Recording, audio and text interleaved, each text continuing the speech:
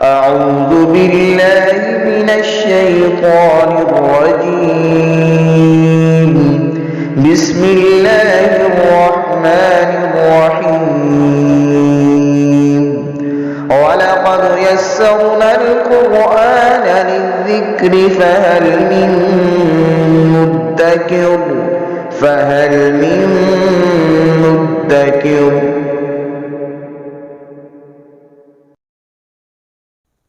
بسم اللہ الرحمن الرحیم.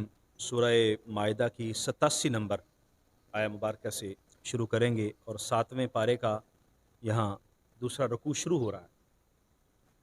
اعوذ باللہ من الشیطان الرجیم. بسم اللہ الرحمن الرحیم.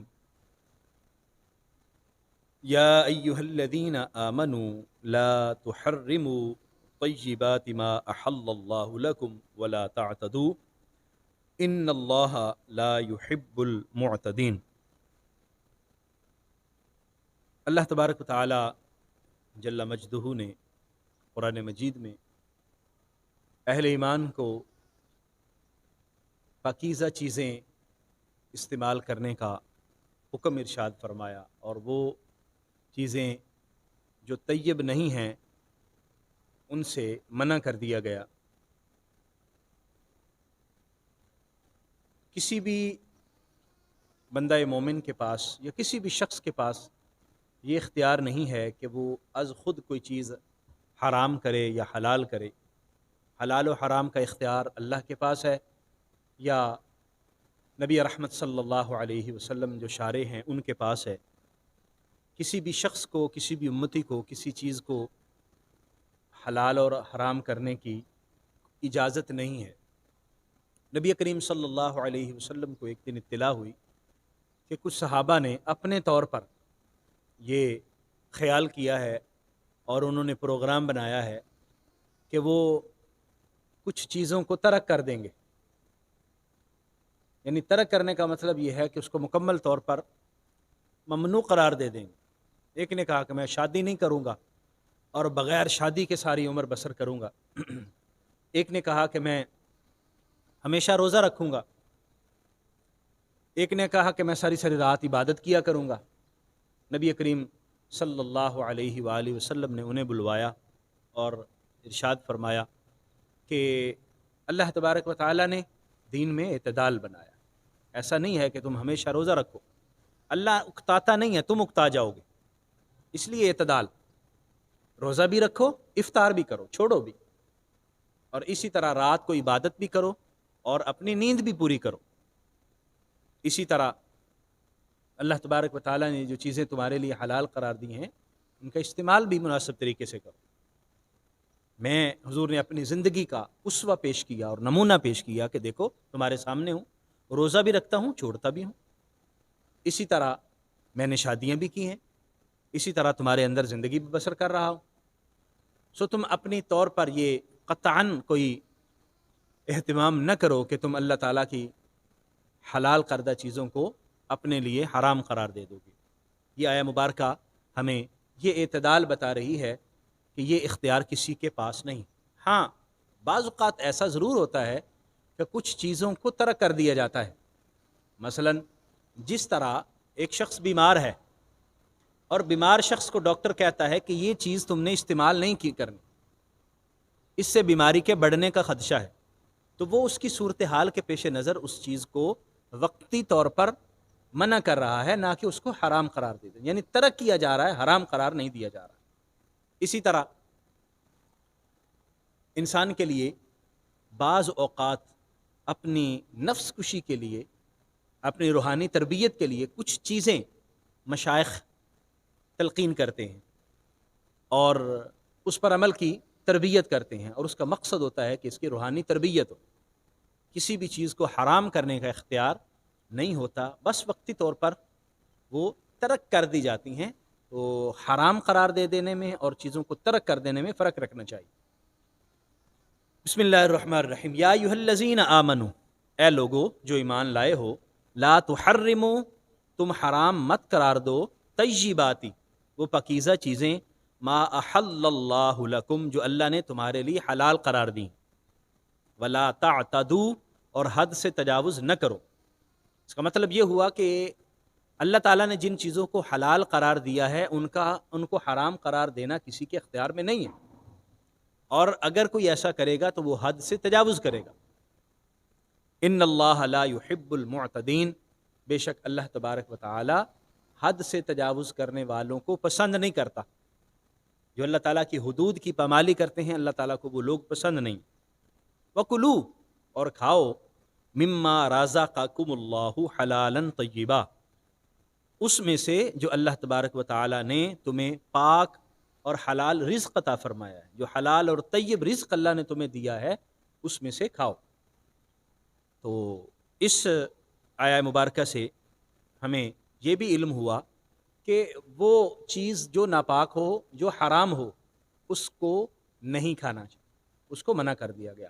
اور پھر حلال کردہ چیزوں میں صرف یہی نہیں ہے کہ ہم باقی چیزوں کو دیکھیں اور کہیں کہ یہ گوشت حلال ہے اور یہ حرام ہے، یا یہ کھانے والی چیز حلال اور حرام ہے۔ اس کی تمام چیزوں میں، معقولات کی تمام چیزوں میں، اور انسان کی کمائی کی تمام جو جہات ہیں وہ ساری اس میں شامل ہیں۔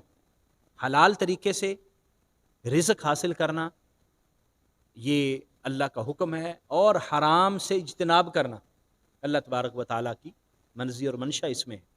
اس وجہ سے رشوت، دھوکہ دہی، فراڈ، اور لوگوں سے چھینا چھپٹی، اور لوگوں کا حق مار لینا، اور دیگر اس طرح کی جتنے بھی چیزیں ہیں کہ جو باطل طریقے سے لوگوں کا مال ہتھیانا ہے، وہ سارا کا سارا حرام کے زمرے میں آئے گا، اس لیے اس سے منع کیا گیا۔ واتقوا اللہ، اللہ تعالیٰ سے ڈرو، الذی انتم بہ مؤمنون، جس اللہ پر تم ایمان لے کے آئے ہو، جس اللہ پر تمہارا ایمان ہے اس کا تقوی بھی اختیار کرو۔ صرف زبان سے ایمان لے آنا ہی کافی نہیں ہے، صرف اقرار باللسان یا تصدیق قلبی نہیں ہے، بلکہ عمل کی ضرورت ہے، اور عمل اللہ کے حکم پر، جس اللہ پر ہمارا ایمان ہے۔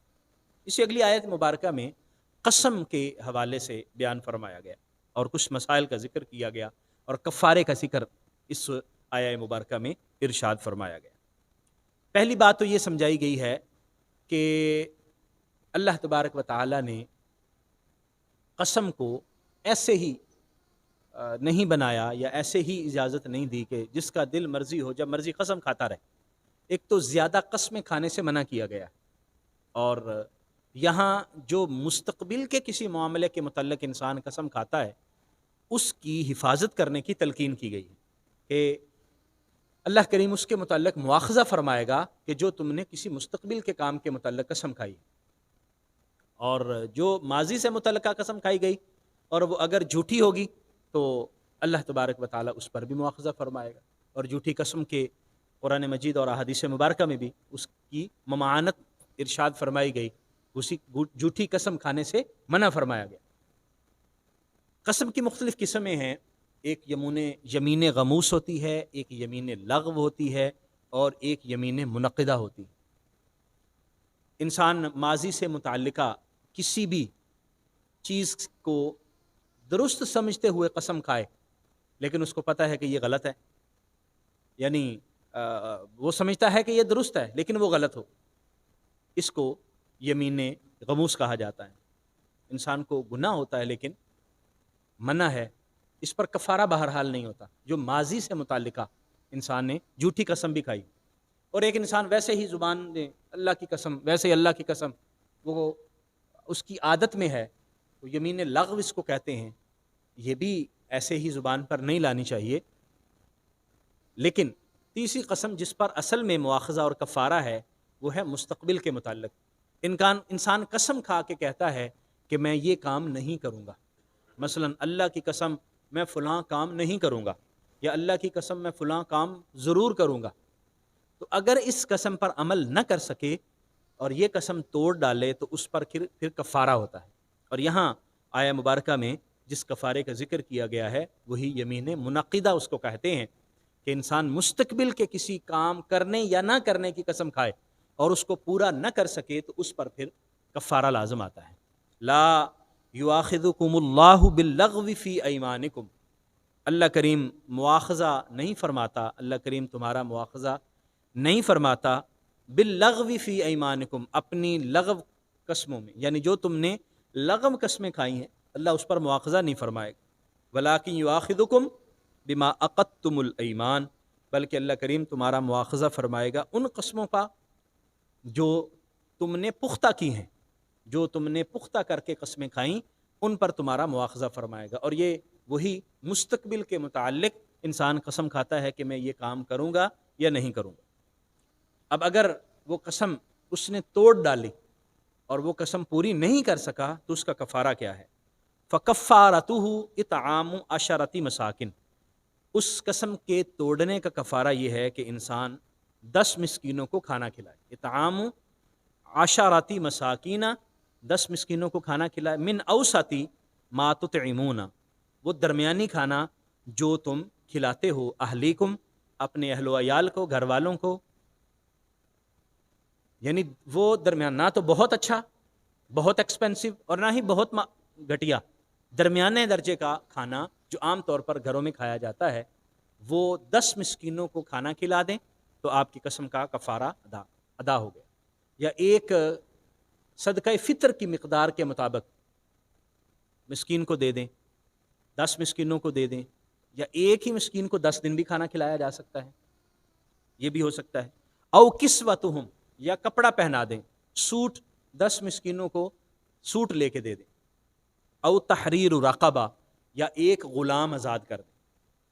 یہ 3 آپشن ہیں قسم توڑنے والے کے لیے، تو وہ ان میں سے کوئی بھی کفارہ ادا کر دیں۔ پہلے تو کھانا ہے، کھانا کھلا سکے تو ٹھیک ہے، نہ کھلا سکے تو کپڑے پہنا دے، وہ نہیں کر سکتا تو ایک غلام آزاد کر دے۔ چوتھی آپشن بھی موجود ہے کہ اگر ان میں سے کچھ بھی نہیں کرتا تو پھر اس کے لیے روزہ رکھنے کی ایک آپشن اور موجود ہے۔ فَمَن لَّمْ يَجِدْ فَصِيَامُ 3 ایام، اور یہ جو شخص یہ نہ پائے تو وہ 3 دن کے روزے رکھے۔ ذَلِكَ كَفَّارَةُ أَيْمَانِكُمْ، یہ تمہاری قسم کا کفارہ ہے۔ اذا حلفتم، جب تم قسم کھا لو، جب تم حلف اٹھا لو تو اس کا کفارہ یہ ہے۔ واحفظوا ایمانکم، اپنی قسموں کی حفاظت کرو۔ ذالک کذالک یبین اللہ لکم آیاتہ، اللہ تبارک و تعالیٰ تمہارے لیے اسی طرح اپنی آیات کو کھول کے بیان فرماتا ہے۔ لعلکم تشکرون، تاکہ تم اس کا شکر ادا کرو، تم شکر گزار بندے بنو۔ تو ان آیات مبارکہ میں ہمیں خاص طور پر 2 چیزوں کی تلقین کی گئی، ایک رزق حلال اور ایک قسم کی حفاظت کرنے۔ حلال رزق کھانے کی تلقین فرمائی گئی اور حرام سے اجتناب کرنے کی، اور اللہ تبارک و تعالیٰ نے جو چیزیں حلال کی ہیں ان کی حلال ہونے کی کیفیت باقی رہے گی، کوئی بھی اس کو حرام نہیں کر سکتا، یہ شارع کا اختیار ہے۔ اللہ اور اس کے رسول کے پاس اختیار موجود ہے، وہ کسی چیز کو حلال قرار دیتے ہیں تو وہ حلال رہے گی، کوئی شخص اس کو حرام نہیں کر سکتا۔ اور قسم کے حوالے سے ہمیں تلقین کی گئی، ایک تو ہمیں یہ سمجھنا چاہیے کہ زیادہ قسمیں کھانے سے گریز کرنا چاہیے، اور اگر انسان کوئی قسم کھائے تو پھر اس پر انسان کو ڈٹ جانا چاہیے، اور اگر نہ ڈٹ سکے تو پھر اس کا کفارہ ذہن میں رکھیے اور اس کے کفارے کی طرف۔ اور یہاں پر ایک اور بات میں عرض کروں کہ سورہ نور کے اندر اس کا تذکرہ موجود ہے، نبی رحمت صلی اللہ علیہ وسلم کی حدیث مبارکہ بھی موجود ہے کہ اگر کوئی شخص کسی گناہ کے حوالے سے قسم کھاتا ہے، کسی نافرمانی کے امر کی قسم کھاتا ہے، مثلا وہ قسم کھاتا ہے کہ میں نماز نہیں پڑھوں گا، اب یہ نافرمانی والا کام ہے، نماز ترک کرنا نافرمانی ہے۔ اسی طرح قسم کھاتا ہے کہ میں اپنے والدین سے نہیں بولوں گا، گفتگو نہیں کریں گا، یا نافرمانی والا کام ہے، تو اس کے لیے تلقین یہ ہے کہ وہ قسم کو توڑے، کفارہ ادا کرے اور وہ نیکی کا کام کرے۔ اور اگر گناہ کے کام کرنے کی اس نے قسم کھائی ہے تو وہ گناہ کا کام ترک کرے اور اپنی قسم کا کفارہ ادا کرے۔ یعنی نیکی کے کام سے رکنے کی اگر قسم کھائی اور گناہ کے کام کرنے کی قسم کھائی تو وہ قسم کو توڑے اور اس کا کفارہ ادا کرے، لیکن اگر اس کی قسم درست ہے اور کسی درست امر کی قسم کھائی ہے تو پھر اس کو قائم رکھے، لیکن اگر قائم نہیں رکھ پا رہا پھر اس کا یہ کفارہ بیان فرمایا گیا ہے۔ اللہ کریم ہمیں سمجھنے کی توفیق عطا فرمائے، آمین۔ وآخر دعوایا ان الحمد للہ رب العالمین۔